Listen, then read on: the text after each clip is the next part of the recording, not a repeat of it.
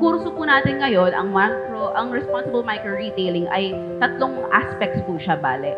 First aspect is, kailangan para maging responsible na micro-retailers tayo ay maintindihan natin yung batas kung bakit ba natin kailangan gawin itong pagbibenta sa mga minors, bakit ba may responsibilidad tayo na hindi pa inumin ng sobrang excessive ang ating mga members of the community.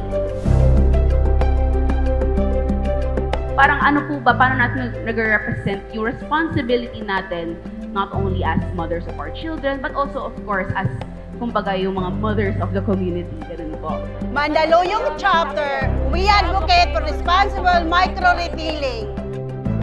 We are Pateros Chapter. We advocate for responsible micro-retailing.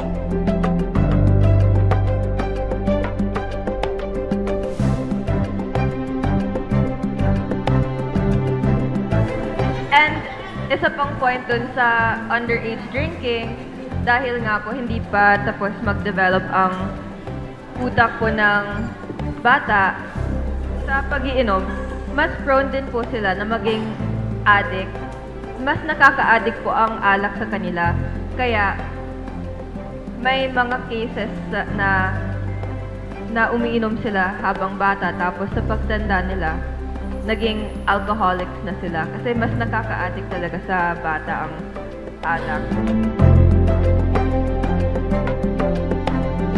Alam nila na bawal bumili ang bata.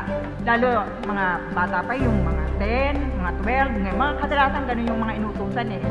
It's our responsibility to establish those types of communities and to establish those kinds of practices para mas maging, better members of society.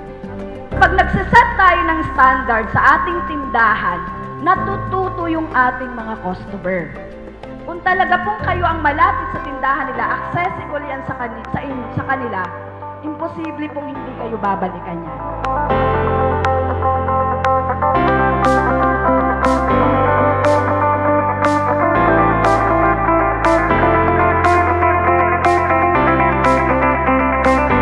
From Muntinlupa Chapter, we advocate for responsible micro-retailing. From Caloocan Chapter, we advocate for responsible micro-retailing. Importante na matuto tayo, na magkaroon tayo ng skill set kung paano ba natin determine menor de edad ba to o hindi. Bali, nagtitraining po kami tungkol sa pagbebenta ng mga alak. Yun po yung mga tinuturo sa amin sa ngayon. Understood naman po yun na dapat po 18 pataas po yung included ng mga age bracket para po doon. Pag nakita mo naman na lasing, sabihin mo po yan, naubos na po ninyo, wala na akong nakita. Kasi ang atin na nawalang masaktan, yun lang po. Maging aware tayo sa mga taong bibentahan natin ng alak. Bilang isang may-ari ng tindahan na nagtitinda, isipin natin kung ano yung edad ng tamang bibentahan natin. I think at the end of the day, best na yun. Parang protektahan na rin yung sarili nyo from liability. At the same time, mapairal natin ang entire steps, lahat ng knowledge natin on responsible retailing.